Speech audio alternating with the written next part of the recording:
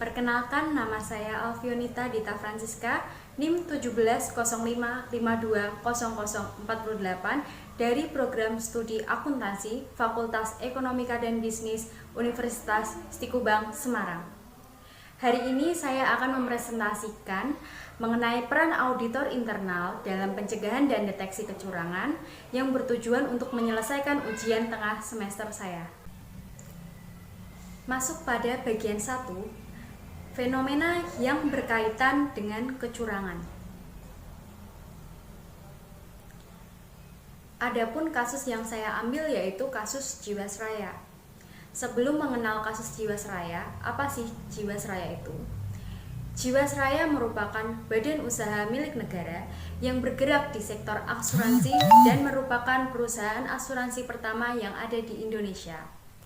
Jiwasraya didirikan pada tahun 1859. Yang pertama, Jiwasraya dinamai dengan NILLMIJ pada tahun 1859. Selanjutnya, pada tahun 1960-an,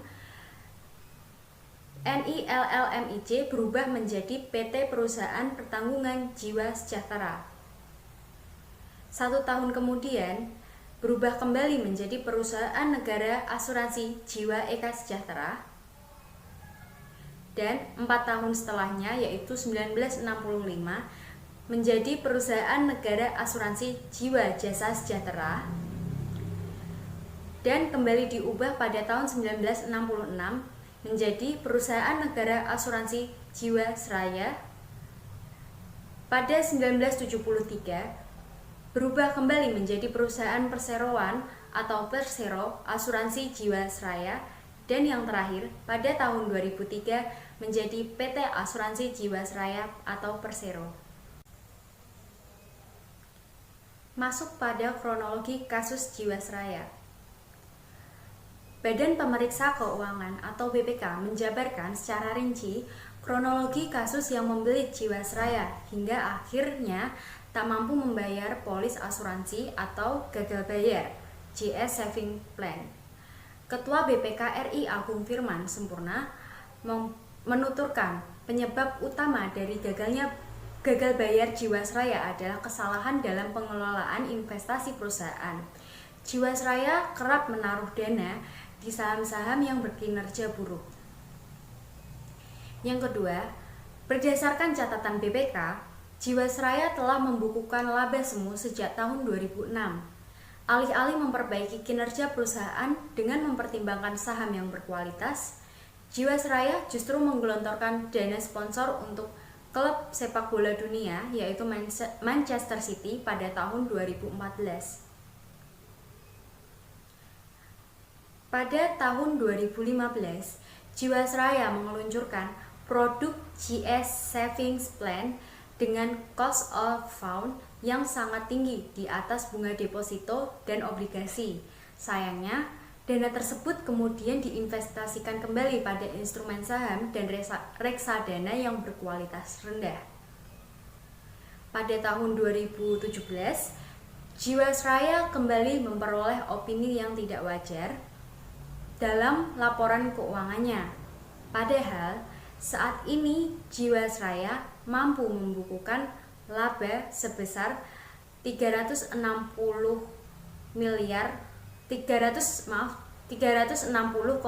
miliar rupiah. Opini tidak wajar itu diperoleh akibat adanya kekurangan pencadangan sebesar 7,7 triliun. Yang terakhir, pada tahun 2018, Jiwasraya akhirnya membukukan kerugian unaudited sebesar 15,3 triliun rupiah pada bulan September 2019. Kerugian menurun menjadi 13,7 triliun rupiah. Kemudian, pada bulan November 2019, Jiwasraya mengalami negatif equity sebesar 27,2 triliun rupiah. Selanjutnya, fakta dan data mengenai mega skandal Jiwasraya. Yang pertama, Besarnya potensi kerugian negara sebesar 16,8 triliun rupiah. Dari penyidikan BPK disebutkan potensi kerugian negara tersebut sebesar 16,8 triliun rupiah itu berasal dari penyidikan berkas selama 10 tahun, yakni tahun 2008 sampai tahun 2018. Perincian tersebut terdiri atas kerugian dari investasi saham sebesar 4,65 triliun dan kerugian negara akibat investasi reksadana sebesar 12,16 triliun. Yang kedua, dari 13 MI tersangka, Sinarmas sudah mengembalikan 77 miliar rupiah. Manajemen Sinarmas Asset Management sebagai salah satu manajer investasi pengelola dana Jiwasraya menyatakan Jiwasraya sudah melakukan pencairan atau redemption sebanyak 4 kali senilai 23 miliar dalam kondisi profit yang dikembalikan dalam bentuk cash. Sementara itu, saat ini masih ada sekitar 77 miliar dana kelolaan Jiwasraya yang nilainya secara mark to market mengalami penurunan menjadi 40 miliar saja. Kejaksaan Agung atau Kejagung sita aset sebesar 18,4 triliun rupiah. Seperti yang kita ketahui, Kejaksaan Agung menyita aset terkait kasus Jiwasraya sebesar 18,4 triliun. Nilai ini lebih tinggi dari nilai kerugian investasi Jiwasraya yang ditetapkan oleh BPK sebesar 16,8 triliun. Selanjutnya, ekuitas negatif pada bulan November 2019 sebesar 27,2 triliun. Dan fakta terbarunya lagi, anak usaha IFG Life juga menyumbang dananya sebesar 20 triliun. Dan juga ada Menteri Keuangan yang membantu penyelesaian klaim kasus Jiwasraya melalui PMN sebesar 20 triliun. Dan yang terakhir, tersangka dari kasus mega skandal Jiwasraya. Yang pertama yaitu satu pejabat Otoritas Jasa Keuangan atau OJK, yaitu Fahri Hilmi yang ditetapkan sebagai tersangka. Kemudian ada 6 terdakwa, yaitu Beni Cokro Saputra atau Benjok, yaitu direktur. Kemudian ada direktur utama dari Hansen International Tbk atau MYRX. Kemudian ada komisaris utama PT Trada Alaminara Tbk atau TRAM. Dan yang terakhir Joko Hartono Tirto, yaitu Direktur PT Maxima Integra. Kemudian juga ada 13 MI atau manajer investasi yang ditetapkan sebagai tersangka dalam kasus mega skandal Jiwasraya. Selanjutnya, pada bagian 2, teori kecurangan atau yang disebut dengan Diamond Theory. Diamond Theory merupakan suatu bentuk penyempurnaan dari teori fraud triangle oleh Cressy pada tahun 1953. Diamond Theory menambahkan satu elemen kualitatif yang diyakini memiliki pengaruh signifikan terhadap fraud, yaitu capability atau kapabilitas. Yang pertama, tekanan atau pressure. Tekanan atau pressure adalah keinginan karyawan untuk bertindak fraud karena adanya tekanan dari pihak internal maupun pihak eksternal. Biasanya, dorongan atau tekanan situasional tersebut timbul karena adanya masalah keuangan. Tetapi bisa juga terjadi karena gejala-gejala tekanan lainnya seperti tekanan pada pekerjaan, gaya hidup, dan lain sebagainya. Kemudian yang kedua, yaitu ada kesempatan atau opportunity. Kesempatan atau opportunity merupakan peluang yang memungkinkan fraud atau kecurangan terjadi yang biasanya disebabkan karena tidak adanya pengawasan, atau pengawasan internal suatu organisasi yang lemah atau tidak efektif. Kemudian ada penyalahgunaan wewenang, aturan akuntansi, dan pengendalian internal yang berpengaruh terhadap kecurangan dalam pelaporan tersebut. Semakin baik pengendalian internal birokrasi pada pemerintahan, maka semakin rendah juga kecurangan pada akuntansi pemerintah. Kemudian yang ketiga, ada rasionalisasi atau rationalization. Pada elemen Diamond Theory atau Fraud Diamond, yang ketiga merupakan pemikiran yang menjustifikasi tindakannya sebagai suatu perilaku yang wajar, yang secara moral dapat diterima oleh suatu masyarakat yang normal. Pelaku kecurangan tersebut selalu berusaha untuk melegitimasi perbuatannya dengan berupaya untuk mencari-cari alasan. Hal ini dilakukan untuk menenangkan perasaan yang bersangkutan atau tersangka tersebut, sehingga jika dilakukan tidak menimbulkan ketakutan dalam dirinya. Yang terakhir, ada kemampuan atau capability, atau yang bisa disebut juga dengan kapabilitas. Banyak fraud yang umumnya bernominal besar tidak mungkin terjadi apabila tidak ada orang tertentu yang mempunyai kapabilitas khusus dalam perusahaan. Opportunity membuka peluang atau pintu masuk bagi kecurangan atau fraud.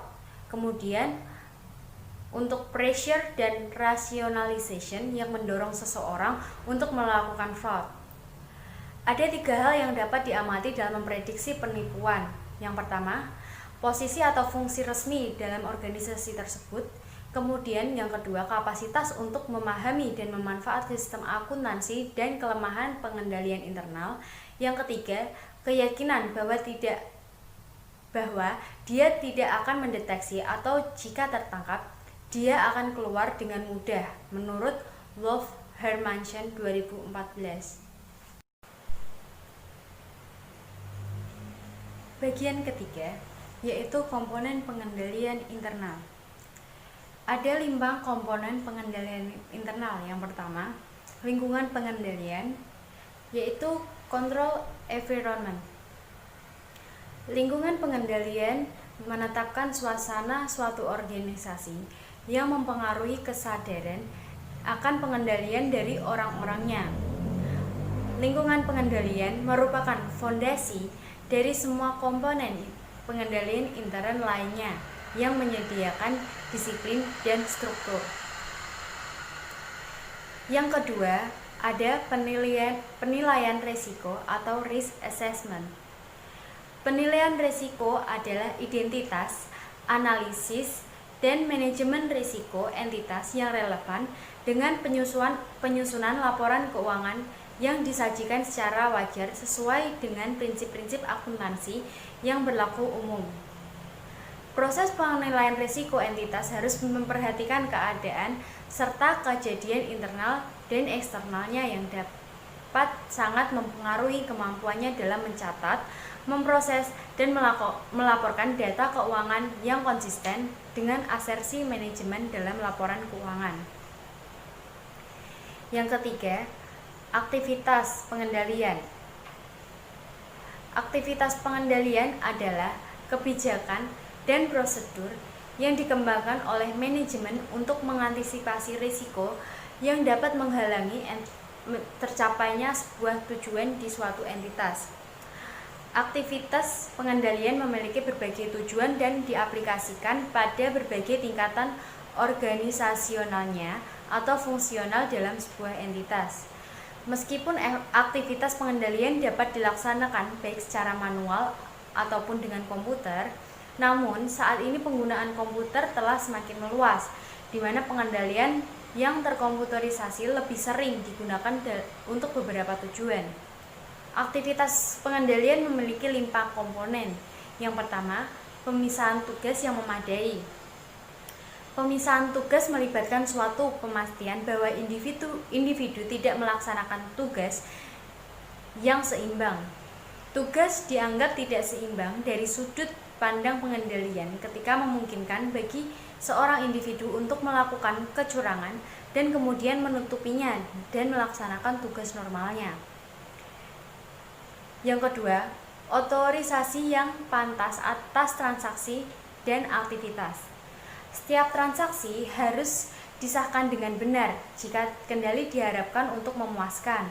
Otorisasi umum berarti bahwa manajemen menetapkan kebijakan untuk diikuti oleh semua organisasi. Otorisasi khusus berlaku bagi transaksi individual. Manajemen sering enggan menetapkan suatu kebijakan umum tentang otorisasi untuk beberapa transaksi. Yang ketiga, ada dokumen dan catatan yang memadai. Kemudian, pengendalian atas aktiva dan catatan. Pengendalian fisik adalah aktivitas pengendalian yang fokus pada pembatasan jenis aset, aktiva, dan catatan, yaitu akses fisik langsung dan akses tidak langsung melalui persiapan dan pemrosesan dokumen. Pengecekan independen dan pelaksanaan. Review kerja meliputi review analisis manajemen terhadap laporan yang mengikhtisarkan secara rinci dari saldo akun seperti akun raca saldo, laporan pengeluaran kas berdasarkan pelanggan, atau laporan aktivitas penjualan laba kotor oleh konsumen atau daerah tenaga penjualan atau lini produk. Kinerja aktual dibandingkan dengan anggaran, peramalan, atau jumlah periode sebelumnya. Hubungan dari rangkaian data berbeda seperti data operasi, non-keuangan, dan data keuangan. Kemudian, ada informasi dan komunikasi. Atau yang bisa disebut dengan information and communication. Informasi dan komunikasi merupakan pengidentifikasian, penangkapan, dan pertukaran informasi dalam suatu bentuk dan kerangka waktu yang membuat orang mampu melaksanakan tanggung jawab mereka. Fokus utama kebijakan dan prosedur pengendalian yang berkaitan dengan sistem informasi akuntansi adalah transaksi dilaksanakan dengan cara mencegah salah saji dalam asersi laporan keuangan dan tindakan kecurangan yang mungkin dilakukan oleh sumber daya manusia. Oleh karena itu, sistem informasi yang efektif dapat memberikan keyakinan yang memadai bahwa transaksi dicatat atau terjadi adalah sah, telah diotorisasi, telah dicatat, telah dinilai dengan wajar, telah dicatat dalam periode yang seharusnya, kemudian yang terakhir telah dimasukkan pada atau ke dalam buku pembantu dan telah diringkas dengan benar. Yang terakhir ada monitoring atau pemantauan. Pemantauan merupakan suatu proses yang menilai kualitas kinerja pengendalian intern pada suatu waktu. Pemantauan dapat dilakukan melalui aktivitas yang terus-menerus atau evaluasi yang terpisah. Prosedur pemantauan yang terus-menerus dilakukan terhadap aktivitas rutin yang normal terjadi dalam sebuah entitas, serta mencakup aktivitas manajemen dan pengawasan yang biasa.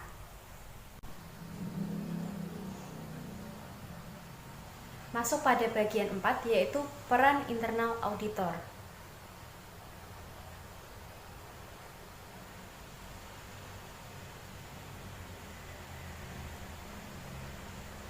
Peran internal auditor dibagi atau terdapat 4 pilar utama untuk memerangi kecurangan, yaitu yang pertama pendeteksian dini kecurangan, pencegahan kecurangan, investigasi kecurangan, dan yang terakhir penegakan hukum atau penjatuhan sanksi.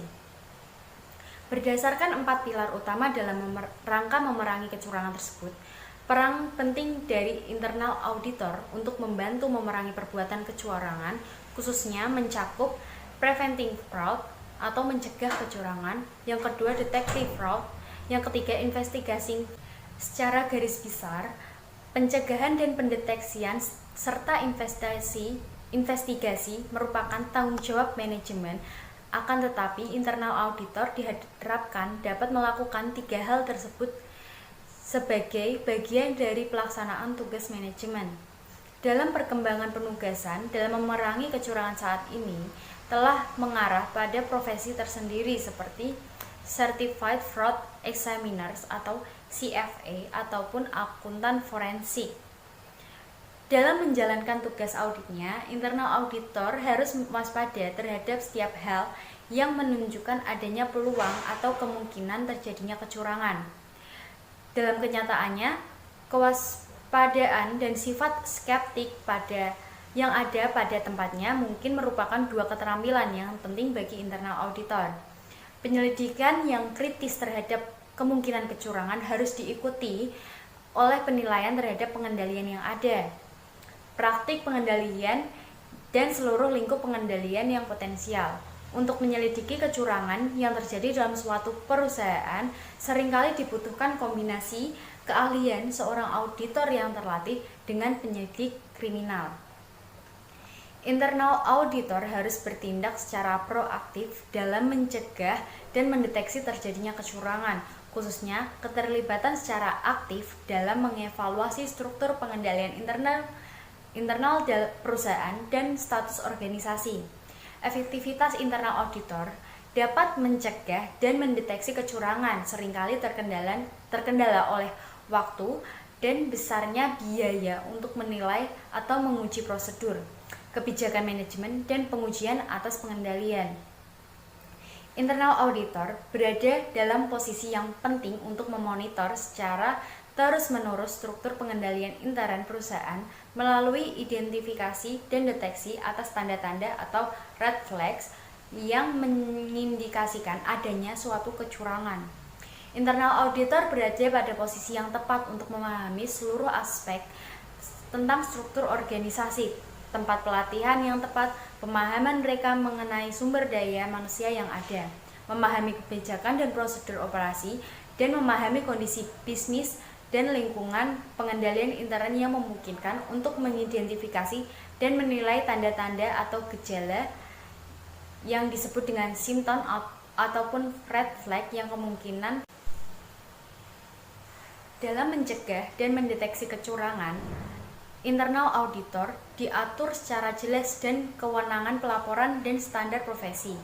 Komisi Tradeway atau The Treaty Commission pada tahun 1987 merekomendasikan bahwa internal auditor harus berperan aktif dalam mencegah dan mendeteksi kecurangan. Demikian pula dalam pernyataan standar internal audit mensyaratkan bahwa internal auditor harus berperan aktif dalam mencegah dan mendeteksi kecurangan dengan mengindikasikan tanda-tanda kemungkinan terjadinya kecurangan, menginvestigasi segala kecurangan, dan melaporkan segala temuannya pada komite audit atau pada tingkat manajemen yang tepat. Dalam kaitannya dengan pendeteksian kecurangan yang efektif, internal auditor harus mampu melakukan antara lain hal-hal yang berikut ini. Yang pertama, mengkaji sistem pengendalian intern untuk menilai kekuatan dan kelemahannya. Yang kedua, mengidentifikasi potensi kecurangan berdasarkan kelemahan yang ada pada sistem pengendalian intern, mengidentifikasi hal-hal yang menimbulkan tanda tanya dan transaksi-transaksi di luar kewajaran atau non-prosedural, membedakan faktor kelemahan. Masuk pada bagian terakhir, yaitu bagian 5, kompetensi internal auditor.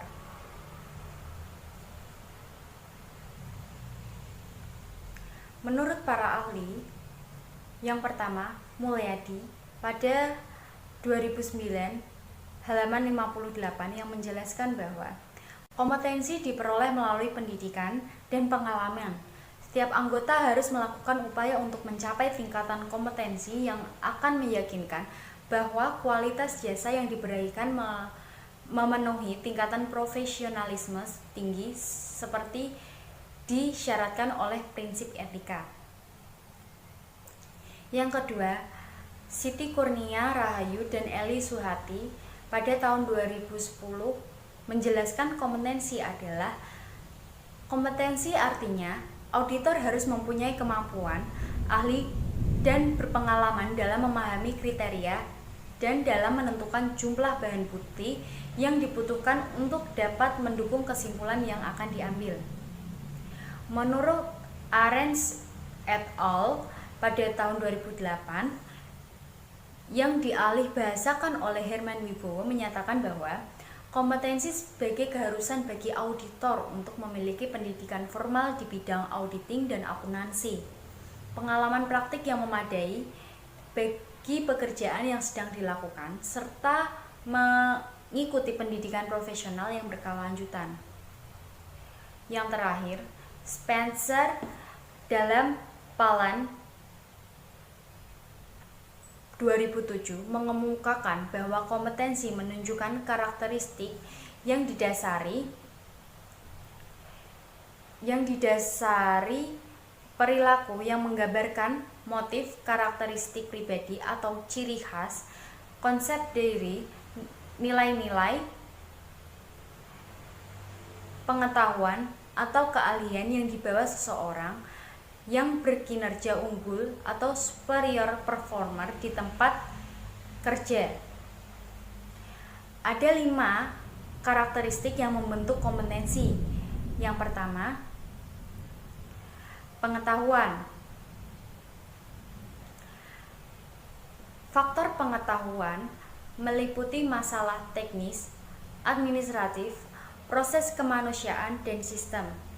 Kemudian, karakteristik yang kedua yaitu keterampilan. Keterampilan di sini merujuk pada kemampuan seseorang untuk melakukan suatu kegiatan. Yang ketiga, konsep diri dan nilai-nilai. Konsep diri dan nilai-nilai di sini merujuk pada sikap, nilai-nilai, dan citra diri seseorang, seperti kepercayaan seseorang bahwa dia bisa berhasil dalam suatu situasi. Yang keempat, karakteristik pribadi. Karakteristik pribadi merujuk pada karakteristik fisik dan konsistensi tanggapan terhadap situasi atau informasi seperti pengendalian diri dan kemampuan untuk tetap tenang di bawah tekanan. Yang terakhir, ada motif. Motif merupakan emosi, hasrat, kebutuhan psikologis atau dorongan-dorongan yang memicu adanya tindakan pada auditor internal. Komponen kompetensi auditor internal yang tidak terpisahkan menurut Mulyadi pada tahun 2009 adalah yang pertama pendidikan dan yang kedua pengalaman. Kompetensi diperoleh melalui pendidikan dan pengalaman. Anggota auditor internal seyogianya tidak menggambarkan dirinya memiliki keahlian atau pengalaman yang tidak mereka punyai. Dalam semua penugasan dan dalam semua tanggung jawabnya, setiap anggota harus melakukan upaya untuk mencapai tingkatan kompetensi yang akan meyakinkan bahwa kualitas jasa yang diberikan telah memenuhi tingkat profesionalisme yang tinggi seperti yang telah diisyaratkan oleh prinsip etika. Pemerintah mensyaratkan pengalaman kerja sekurang-kurangnya 3 tahun sebagai akuntan dengan reputasi baik di bidang audit bagi akuntan yang ingin memperoleh izin praktik dalam profesi akuntan publik menurut Mulyadi pada tahun 2009. Selain itu, untuk meningkatkan kompetensi profesional menurut Jafar dan Sumiyati pada tahun 2008 dapat dibagi menjadi 2 fase yang terpisah. Yang pertama, pencapaian kompetensi profesional. Pencapaian kompetensi profesional pada awalnya memerlukan standar pendidikan umum yang tinggi diikuti oleh pendidikan khusus, pelatihan, dan ujian profesional dalam subjek-subjek yang relevan, dan pengalaman kerja juga. Hal ini harus menjadi pola pengetahuan yang normal untuk semua para anggota auditor internal. Yang kedua, Ada pemeliharaan kompetensi profesional. Kompetensi harus dipelihara dan dijaga melalui komitmen untuk belajar dan melakukan peningkatan profesional secara berkesinambungan selama kehidupan profesional anggota auditor internal. Kemudian, pemeliharaan kompetensi profesional memerlukan kesadaran untuk terus-menerus mengikuti perkembangan profesi akuntansi, termasuk diantaranya pernyataan-pernyataan akuntansi, auditing, dan peraturan lainnya, baik nasional maupun internasional secara relevan. Yang terakhir, anggota harus menerapkan suatu program yang dirancang untuk memastikan terdapatnya kendali mutu atas pelaksanaan jasa profesional yang konsisten dengan standar nasional dan internasional. Dari uraian di atas, dapat disimpulkan bahwa keahlian seorang internal auditor dalam pengungkapan terjadinya kecurangan harus memiliki kemampuan mirip dengan yang dimiliki seorang penyidik kriminal, dan keberadaan keduanya adalah untuk mencari kebenaran melalui pengungkapan bukti pendukung perbuatan kecurangan atau fraud. Dalam pengungkapan kecurangan, seorang auditor internal harus mempunyai rasa ingin tahu dan suka akan tantangan pada hal-hal yang muncul secara tidak lazim. Dengan kata lain, ingin tahu pada hal-hal yang bertentangan dengan logika atau apa yang diharapkan secara wajar.